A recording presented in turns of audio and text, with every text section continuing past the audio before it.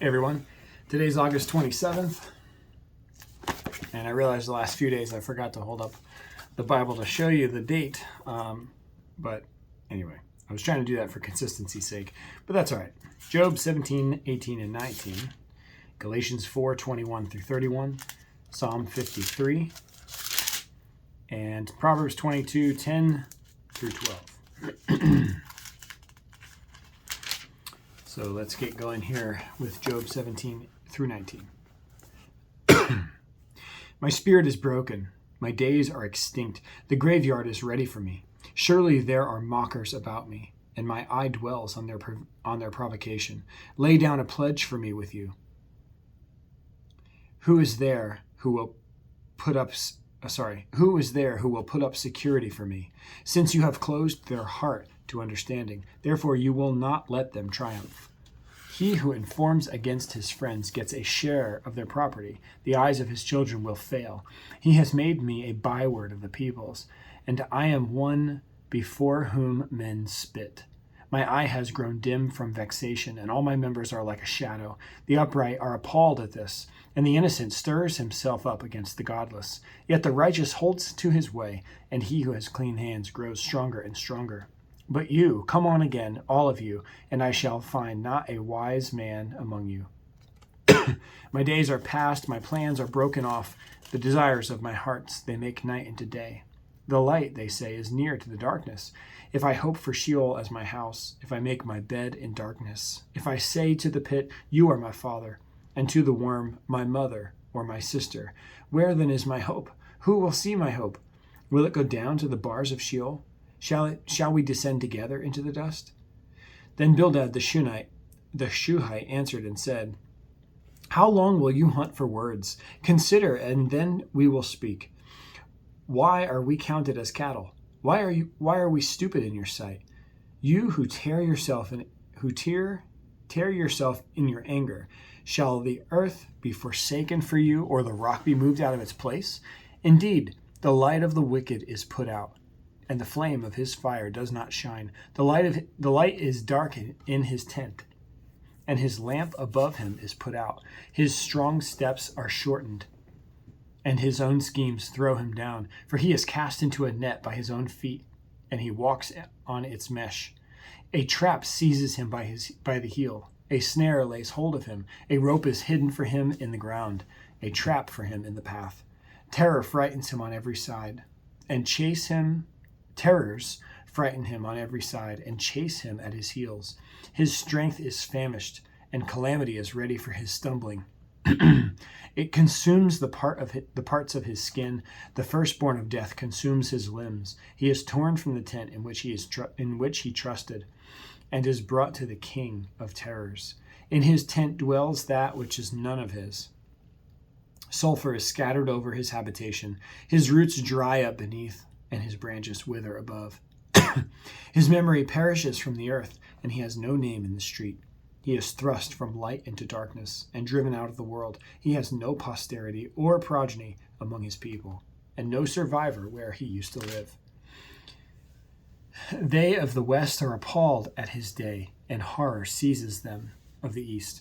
Surely such are the dwellings of the unrighteous. Such is the place of him who knows not God.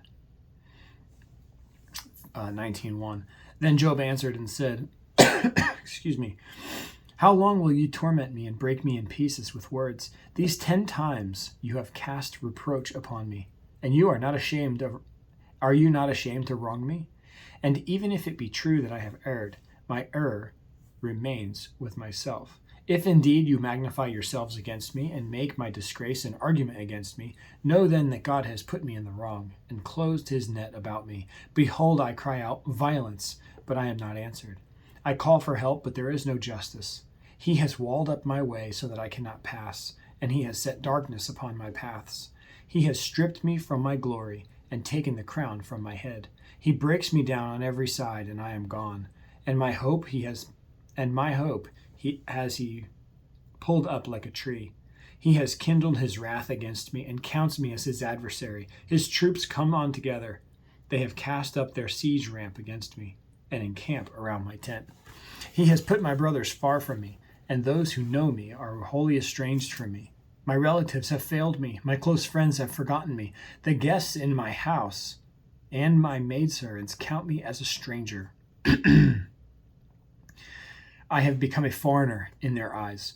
I call to my servant, but he gives me no answer. I must plead with him with my mouth for mercy. My breath is strange to my wife, and I am a stench to my children and I am a stench to the children of my own mother. Even the young children despise me. When I rise, they talk against me. All my intimate friends abhor me, and those whom I loved have turned against me. My bones stick to my skin and to my flesh, and I have escaped by the skin of my teeth. Have mercy on me, have mercy on me, O you, my friends, for the hand of God has touched me. Why do you, like God, pursue me? Why are you not satisfied with my flesh? Oh, that my words were written. Oh, that they were inscribed in a book. Oh, that with an iron pen and lead they were engraved in the rock forever. For I know that my Redeemer lives, and at the last he will stand upon the earth. And after my skin has been thus destroyed, yet in my flesh I shall see God, whom I shall see for myself, and my eyes shall behold, and not another. My heart faints within me. If you say, how we will pursue him, and the root of the matter is found in him, be afraid of the sword, for wrath brings the punishment of the sword, that you may know there is a judgment. All right, Galatians 4:21 through 31.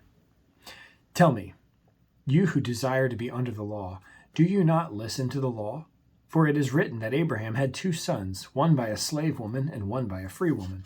But the son of the slave was born according to the flesh, while the son of the free woman was born through promise. Now this may be interpreted allegorically. These women are 2 covenants. One is from Mount Sinai, bearing children for slavery. She is Hagar. Now Hagar is Mount Sinai in Arabia.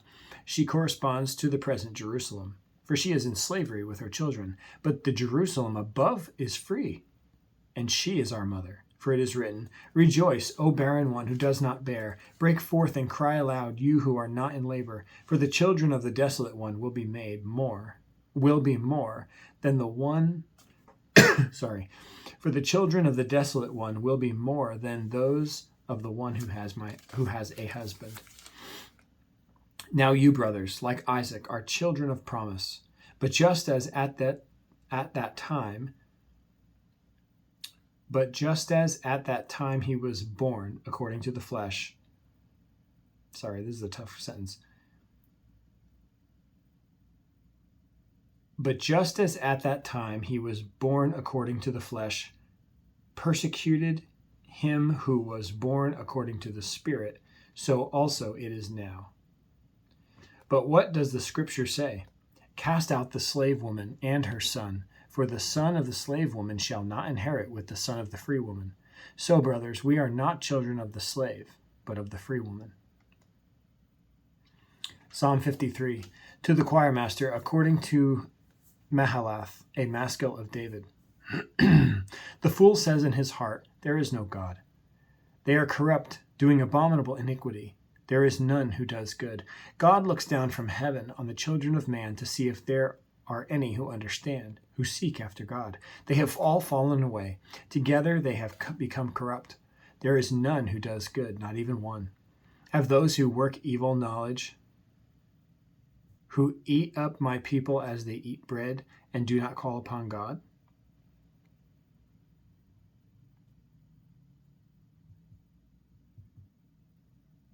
Oh, I see. Sorry. That's a confusing one too. Have those who work evil no knowledge, who eat up my people as they eat bread and do not call upon God?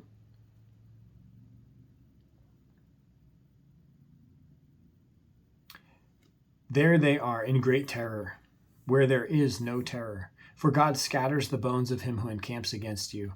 You put them to shame, for God has rejected them. Oh, that salvation for Israel would come out of Zion. When God restores the fortunes of his people, let Jacob rejoice.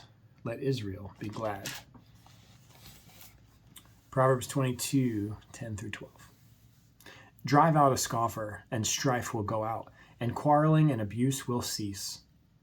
He who loves purity of heart and whose speech is gracious will have the king as his friend.